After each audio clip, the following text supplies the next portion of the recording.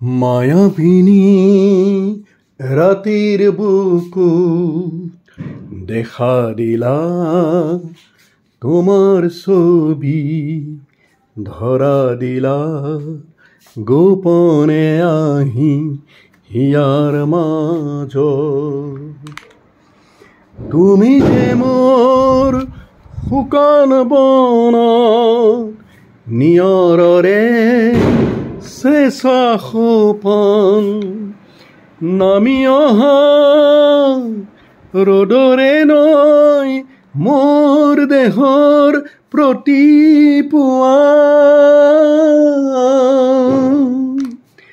ধুমুহাৰ সতে মোৰ বহু যুগৰে নাচন এন্ধাৰো সঁচা মোৰ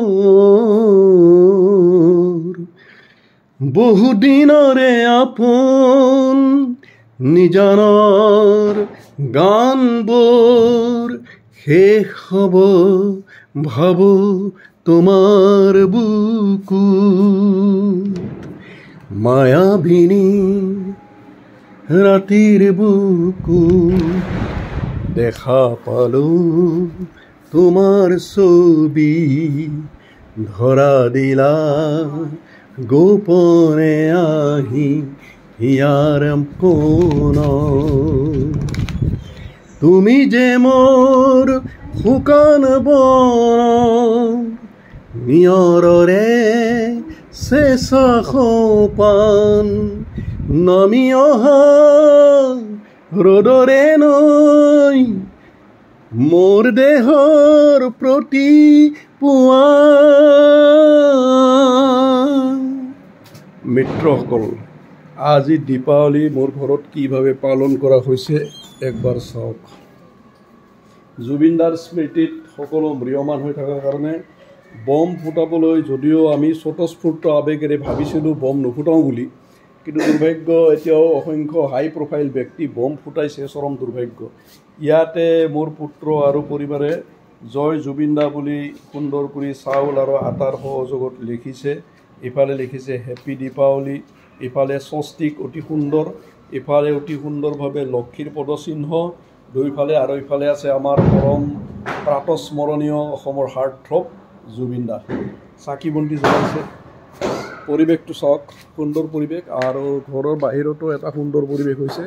এইটো আদিশক্তি পৰাশক্তি মা তুলসী, ইয়াতে আমাৰ ঘৰৰ বাহিৰৰ পৰিৱেশ আৰু এইটো বাহিৰৰ পৰিৱেশ। বাহিৰতো অসংখ্য মানুহে লাইট জ্বলাইছে আৰু একচাম দুৰ্ভাগ্যপূৰ্ণভাৱে একচাম খুব হাই প্ৰফাইল ব্যক্তি যিসকলে অসমৰ কলা সংস্কৃতিৰ প্ৰতি যাৰ অন্তৰত ধিক্কাৰ আৰু বিৰক্তিৰ বাহিৰে বেলেগ একো নাই, তেওঁলোকে দুৰ্ভাগ্যপূৰ্ণভাৱে অতি শ্ৰুতিকটুভাৱে বম ফুটাই আছে। অতি লজ্জাজনক আৰু অতি দুৰ্ভাগ্যজনক বিষয়। ইয়াতে আমি সকলোৱে আজি আমাৰ প্ৰাতস্মৰণীয় মহান আত্মা অসমৰ জাতি ধৰ্ম বৰ্ণ সকলোকে একাকাৰ কৰি থৈ যোৱা, হিন্দু মুছলিম খ্ৰীষ্টান সকলোকে একাকাৰ কৰি থৈ যোৱা, গানৰ মাজেৰে শিল্পৰ মাজেৰে অভিনয়ৰ মাজেৰে আৰু পৰ উপকাৰৰ মাজেৰে সমাজ সেৱাৰ মাজেৰে প্ৰকৃতি বন্দনাৰ মাজেৰে সকলো জীৱক প্ৰাণ উজাৰি হিয়া উজাৰি আত্মাৰ পৰা সেৱা কৰি সকলোৰে মাজত গভীৰ আত্মীয়তা স্থাপন কৰা জুবিনদাৰ স্মৃতিত আজি জয় জুবিনদা বুলি আমি ইয়াতে হেৰি কৰিছোঁ। এইটো মোৰ ঘৰ, এইটো মোৰ ঘৰ। এই বাবা বাবা, এইটো পুত্ৰ কৌস্তৱ মহন্ত। গতিকে ইয়াতে সামৰণি মাৰিলোঁ।